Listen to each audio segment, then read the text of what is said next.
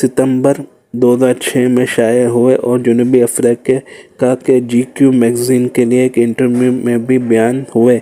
सन 2000 में नॉटिंघमशायर के coach clove rice, जिन्होंने 1997 में जनूबी अफ्रीका में स्कूल वीक के दौरान पीटरसन को खेलते देखा था, सुना कि पीटरसन केन्या क्रिकेट क्लब के लिए क्लब क्रिकेट खेल रहे हैं और उन्हें काउंटी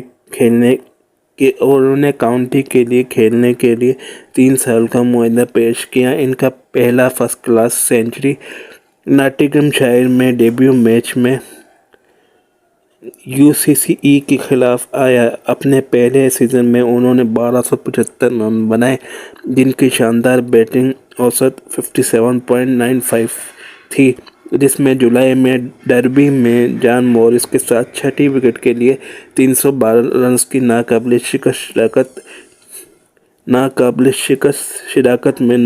शिकस्त 218 रन भी शामिल थे।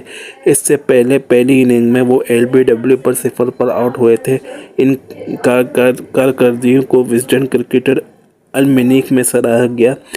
फिर इसके बाद पीटरसन ने पीछे मुड़ के नहीं देखा। फिर क्या था, उनकी फॉर्म उसी साल जारी रही और उन्होंने एक और अनबीटन डबल सेंचुरी बना डाली मिडलसेक्स के खिलाफ।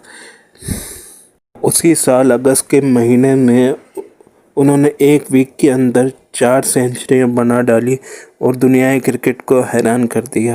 केविन पीटरसन ने 2003 में 1545 रन्स फर्स्ट क्लास रन्स और 764 लिमिटेड ओवर्स क्रिकेट में रन्स बनाए। केविन पीटरसन को 2003-2004 ECB national academy tour of India के लिए सिलेक्ट कर लिया गया। वहां इंडिया के टूर पर केविन पीटरसन ने 523 रन स्कोर किए, जिसमें 3 सेंचुरियां फर्स्ट क्लास इनिंग की शामिल थी। एवरेज थी 104.60 और उन्होंने 131 रन भी बनाए इंडिया ए के खिलाफ बेंगलोर में। जब नॉटिंघमशायर को 2003 में आला दर्जे से नीचे भेज दिया गया तो पीटरसन ने अपने मुआहदे से रिलीज़ की दरख्वास्त की, कहते हुए कि मैं कुछ अरसे से खुशी महसूस नहीं कर रहा।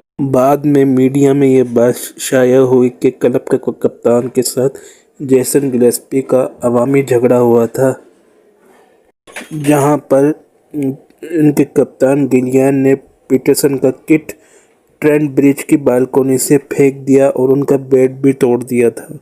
मैच के दौरान मैंने कप्तान से कहा कि